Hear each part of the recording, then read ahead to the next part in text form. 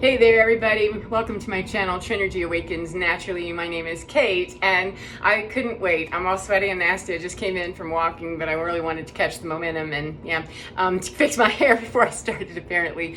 Everything is a lesson, okay? Everything is a lesson if we want it to be, because we look in pictures, we see in pictures, and we metaphorically understand things as well as reading. However, we can actually look at a scene in front of us and interpret many things. And when we get into the metaphysical or metaphorical interpretation is where I like to nerd out hard. So today I was out walking. I generally do anywhere from 400 to 900 miles depending on what my body tells me to do, but generally about 4 miles a day, and I have a very specific route that I walk. And the last few times that I've walked, I've come across some very interesting people, and here is the beautiful illustration of what it is to be given a choice. I talk about that quite a bit, and recently I've made quite a few videos about fear, and that's something that I won't go into right now. Let me just get started with the story that in the last couple of days I was out walking, and as I said, I've got a specific route and what have you, and I came across, there was a woman that was groping the this fence that was at a bridge, just a little bridge, and I was kind of taken with it because she had a huge backpack on and she looked rough.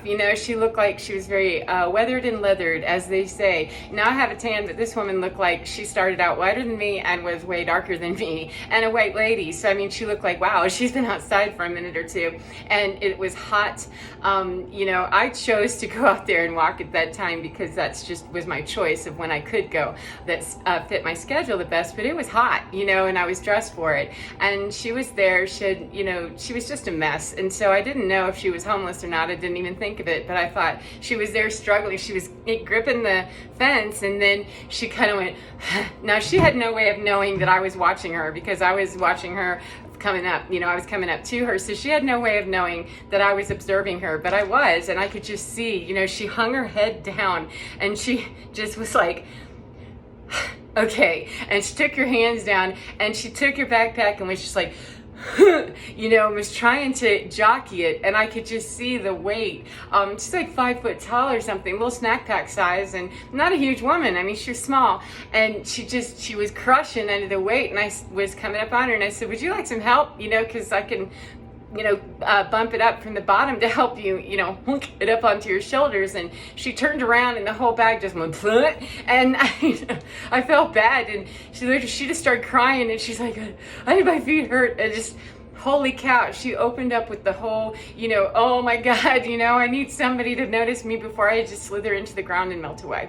And I understood that. I mean, I got that. I could see that. It just, that heaviness of heart. And I said, oh, what's going on? Are you okay? Because she said, I'm just so hot, and I'm trying to get to the bank. And and I said, the bank up there on the corner? And she said, yeah, I have to be there before 5. And I said, oh, well, I'm sorry to have to tell you this, but they're closed. It's already 9 minutes after 5, I said, I'm so sorry. And she burst into tears like, ah!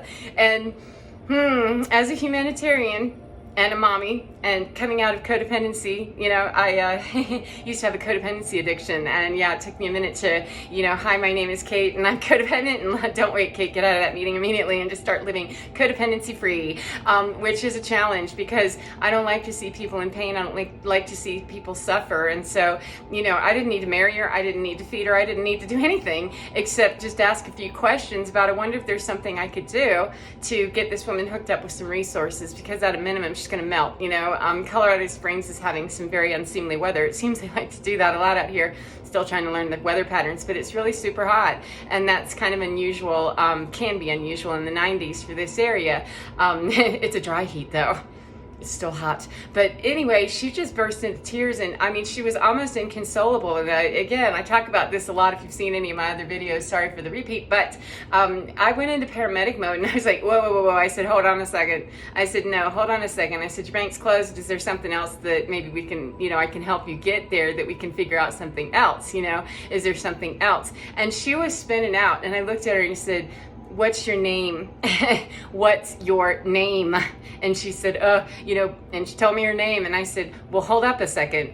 And I used her name, and I learned that in paramedic school, that when you're trying to calm someone down, something that you can use to elicit more trust in a person is to use their first name, because there's such an impersonal way that we deal with each other. We're not very kind always.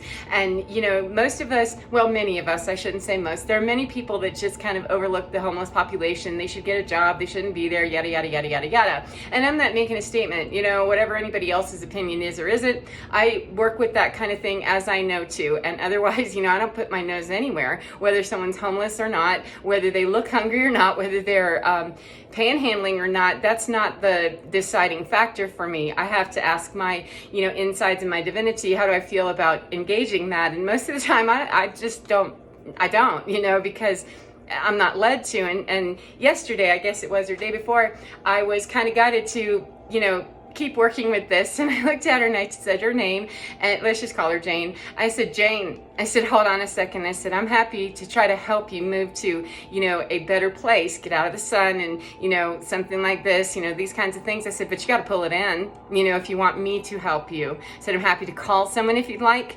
However, I'm roasting and I'm walking. This is my time. I didn't give her the whole rundown, but the implication in the statement was, look, if you want some help, I'm here and I'm willing to give you some help. We're not getting married and not coming home with me or anything like that, but I'm willing to offer you some help. However, I'm not willing to fight you in your hysteria to offer that. I understand it's very upsetting, and for whatever reason you really needed to get to the bank, and it's a game-changing experience. I get it. I know I've had a few of those where I was standing at an ATM going and fell apart, so I get it. And she immediately was like, and I said, yeah, I said, Jane, I said, I'm Kate, I said, just take a deep breath if you would, and let's see if we can figure out something else, all right? And she calmed down and she said, I said, I'm trying to help you. I said, I know it's kind of unusual. Not a lot of people, stop or care or whatever. I said, I understand, but I'm not after anything. I don't want anything from you. And if you want me to leave you alone, I'm happy to do that. However, you look like you're having a hard time. And I've got a little bit of time, install some boundaries on this, that whatever your state of being is, I don't know. I didn't have a clinical assessment of her well enough to know whether she was in, reality with me the same way, in 3D or in some other alternate reality. Because sometimes, that's why I don't engage that a whole lot, is that I'm out to walk. I'm not out to save the world, and I'm not out to paramedic. That's not my job. I don't get paid for it. And humanitarian aid is humanitarian aid. And when I'm guided to go there, then I render whatever aid or spiritual work I can that really is good for me to do and isn't going to be a big boo-boo. So I guide that one carefully, because as I said, I've been codependent as hell trying to save everybody. Oh, well, they need socks, they need this, well, give them $5 and do that. And sometimes you just give away everything you have, and there's an endless supply of those in need. There just really is. And I'm one woman, and so I had to learn the hard way that even, over-giving or under-giving and it's imbalanced, then that won't work. Kate, can't do that, and don't wait in understanding that. Get it now, sacred cow. Okay. So I kind of worked with her for a few minutes, and as it was, I said, well, when's the last time you had your shoes off your feet? And she said, I don't know, but my feet are just raw. And I said, well, I'll tell you what. It dropped into me immediately. I said, where are you trying to go? Where else can you go? And she's homeless, and told me that there was an encampment that she lived in not too far, and that they had kicked them out. She needed, there was a whole story, a whole entire story. I said, well, I'll tell you what. Here's the deal. I said, if you want to wait here, I will be happy to go home and get you a fresh pair of socks and, a t-shirt or something. Because I had a bag for donation, and I thought, well, okay, I'm on foot. I was going to be walking anyway in the apartment. My apartment was about a mile up the road still. And I said, I'm going to be gone for a little while because, I'm walking uphill. And I wish I could say I could do that in 7 minutes, but I can't. So, not yet. And so I said, if you want to wait here, I'm happy to go get that stuff and come back by, and, let's go from there about how far you can go and what I might be able to help you with. And she said, are you sure? She said, I'm just so sorry. And she kept saying sorry. And I said, Jane, honey, I said, if you're going to receive help from me, please learn something immediately. Stop apologizing for yourself. If you step on my foot or you punch me, we're going to need to talk about the sorries. You just existing and not having, an adequate home or safety, or, feet that aren't blistered up to the bone and that kind of stuff. That's no. You don't have to apologize for that. That's a very broke system that would tell you that you need to. I'm a stranger and I don't know you. You do not owe me an apology. Unless you've done something to me, you do not owe me an apology. And this is a 40-something-year-old woman that looked at me and went, what? I mean, just looked so confused, and it broke my heart for her that what has happened in your world that you don't know? And then it occurred to me as I was walking back the last mile, that last green mile, that how many times have I said, oh, I'm so sorry, I'm so sorry, I'm so sorry. And it's because we have been really beaten down into this society where we apologize for who and what we are. Apologies are for a mistake. For, I'm sorry, I boo-booed. Not, I'm sorry that I have a need to have food, water, shelter, and safety. That's absurd. And she really looked confused. But fast forward to, I did help her out. I took her over to a camp and I dropped her off, and I actually went to the dollar store and picked up a few things for her, and then met her later. And I was surprised, quite frankly. I was surprised I kept the receipt from the dollar store just in case. But I was surprised that she did, in fact, go where I had said I would meet her, where she asked me, I said, where are you headed now? From here, where could I see you again that I could drop this off? I said, I'm in between appointments, and I was, I've got stuff I have to do, but I'm willing to work with you. And I gave that to her, and I said, well, I'll tell you what. She said, may I have your number? And I'm careful about that, but I know how to block people, and if I have to get a new number, I know how to do that too. I've never had to, though. Now that I know, don't pick up every stray thing. Every stray cat is not yours, Kate. Not even all, very many of them. I've already taken in a whole bunch, and attrition is helping me out with that. But I said, yes, no problem. And I said, how about I'll talk to you today. I said, I'll check in with you today and see how you're doing. Because she said, I have to go to the store. I mean, she was giving me the whole story, and I said, no. I said, no. I don't need to know all of the things, because I can't help you get to every single thing. I said, I'm not the metro. I mean, was the implication. I don't remember the words, and it wasn't unkind. It was just, I want to be clear with you, Ms. Jane, that I'm here to help you very temporarily and in a very limited way, to the capacity that I'm able to do that. And I decide that, I understand you need help. Big help, huge help. However, I'm one woman and I have resources for me, and I'm willing to share. However, I'm not willing to share indefinitely. And all of that is what was in my presence and standing in my truth. I didn't need to beat her over the head with it. It was just, I could tell she was so thirsty for, somebody please help me, that, that's going to be the avalanche of run. We're both going down in the I'm drowning thing, and I know how to swim, and I'm here to try to help you. I don't want to drown with you. So be more strategic about how we're going to, help people. And so what ended up happening, though, is I got a call from someone else that she camps with, and he said he left a voice message, because I didn't know who it was. He left me a voice message, and he said, well, she blah, blah, blah, and got into the drama of it, and I just blocked him and moved on, because the last time I talked to her, I said, this is an opportunity, a game changer for you, because I gave her a little bit of cash, and I said, here, this is a good faith gesture for you, not for me, because it's expendable cash. Again, she doesn't need to know all that. I'm giving it to you so that understand my logic on it, is that it's expendable, but it was to her a fair amount. And I said, this is a game-changing moment for you. If you wish to make a change in your life, then, here's a breath and a pause in what's going on, to just say that there is kindness in the world, and there is the ability to attract and be able to sustain a different way of life if you care to embrace that. Now, I didn't give her all that. That's not what I'm there to do. I just did say, this could be a game changer for you. I hope it is, and good luck. And when it turned into the whole, we're going to wrap Kate into our whole thing about how we're here and why we're here, and how it's the injustice of, I didn't get my this, and nope, thank you anyway. Divinity said, we did a nice practice drill, Kate, with you about how we're going to go forward, energetically engaging people, not just energetically, but physically here in 3D also, and do it with very strict boundaries of blistered up feet that were in horrible condition, terrible shape, leathered up, and a very, very worn out soul indeed. However, even, my friend, that person who I have no idea where she slept last night. I'm going to assume outside because that's kind of where she resides. However, you've been asked to leave that area, and, police are involved sometimes. I don't want to be involved in that. And that's what I said from the get-go. And because I was clear, it was easy to say, I'm not doing that. And I just blocked it and moved it on. But I'm not making a guess necessarily. I'm saying that chances are that that was an effort that didn't go unnoticed. It logged in her soul, logged in her heart.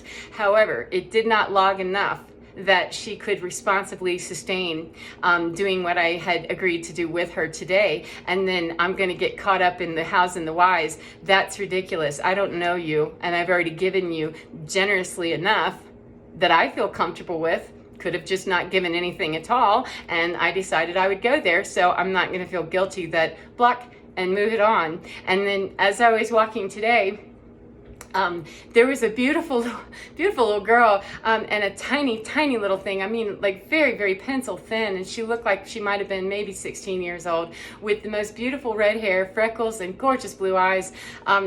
Just gorgeous. And I was again walking up. I guess I like to spook up upon people. I didn't mean to, but I could see her. She had crossed the light and was on the sidewalk down the road a little ways, and she had plastic bags. And when you've dropped your groceries on the floor a few thousand times, to double bag, triple bag, whatever, especially when you're on foot. So she had just singular bag, and it had slit, and everything was pouring out onto the sidewalk. And so I'm just observing that, and I'm waiting to be able to cross the road because there's cars and I can still kind of see. And I'm watching, and it was like, the bear that taking up, the corn cobs, they'd pick one up and the other one falls down, and she'd pick one up and another thing would fall down. And so by the time I didn't run over, I didn't run the light, I didn't do anything. I just, was walking naturally, observing it and asking Spirit, am I supposed to do something with this? Because why am I watching? That seems kind of weird. Why would I care? Except that she's dumped her groceries all over the sidewalk. Seems like it'd be nice to ask her if she wants some help to clean it up. So by the time I got over there, she had most of them in the bag, and this poor little sweet pea had no idea that, oh, you don't know that there's a hole on the other side. And so I walked up, I kind of did hustle up to her, and I said, would you like some help with that? Because she didn't know as I said it, that, a whole new thing fell out onto the sidewalk. And I said, yeah, there's another hole in your bag. And she said, oh, and she got super, super, super nervous looking like, and I said, I'm sorry, I didn't mean to scare you. And she goes, no, it's okay, ma'am, it's okay. And I said, I'm walking that way. Would you like some help? Because more than likely she was headed to a building, that we were going to be passing in just a couple of seconds, or, a couple of minutes at the most, a government building. And I said, I'm headed up that way. Would you like some help? And she's dropping stuff, and I picked it up with her and let her she was just getting kind of nervous. And I said, I'm sorry, I don't need to scare you or anything. She said, no, it's okay, ma'am. And I said, can I help you? And she said, oh, no, thank you. I couldn't. And that just struck me as so bizarre. What do you mean you couldn't? You couldn't accept help from a person who is genuinely asking if you'd like some help. And she genuinely said, no thanks, I couldn't take you up on that. And I didn't ask why. I didn't get into the whole thing. It was just the humility and the humble factor was a bit different from the other person. A different exchange, a different person, different energy. But the observation that I had was that the first woman, she asked me if she could hug me. And I'm a little funny about that. Not because she's homeless. There's people that, your financial status, if you creep me out, I don't want anything to do with you. I'm certainly not going to hug you. Creepy factor is creepy factor, and it doesn't matter your bracket, your tax bracket. But the woman yesterday, can I have a hug? And I said, yeah, that's okay. And I gave her the distance. I put a little distance on it because I've learned, don't give people that, personal thing. They might get in there and get personal with you and park, and so can't do that. No riders can't do that. And so this young woman, I wasn't about to hug her or anything, but she was so withdrawn. The lady yesterday, can I have a hug, desperate, because she understood that I've made a connection with somebody sees me. And that poor red-headed sweet child, she could not embrace the idea that someone would see her. She just, it was like she was burning under the sun or something, and I felt bad. And I said, I'm sorry that if I scared you. And she said, no, it's okay. I couldn't. It's just up that way a little bit. I'm okay. And rather than continue to reassure her that there was nothing to be afraid of, obviously I scared her for whatever reason. I just said, okay. I said, well, have a beautiful day. I said, and by the way, you've got gorgeous hair and beautiful blue eyes. I said, I hope you have a spectacular day. Good luck. And she just looked at me and she goes, well, thank you. Thank you. You have a nice day too, Miss Lady. And I mean, it was like, bless your heart. I'm so sorry that I make you that nervous. I don't know why it is that I make people nervous. I think the problem is that the people that I come across that I might be drawn to work with are oftentimes disenfranchised people, because I've been part of that population for various reasons, various diagnoses, and just awkward, and I'm different, for a lot of different reasons in medicine and, psychiatricville. I'm not sure why Asperger's falls into psychiatric land, but I do have autism, and so I've understood what it is to be kind of disenfranchised myself and be called a geek and a weirdo and all these things. And just seeing the difference between how one person's reaction could embrace and then actually go over the line with, yeah, I'm going to be disrespecting this and really not handle this gift very well, beyond what I did with her yesterday. I had to drop the first one, and the second one,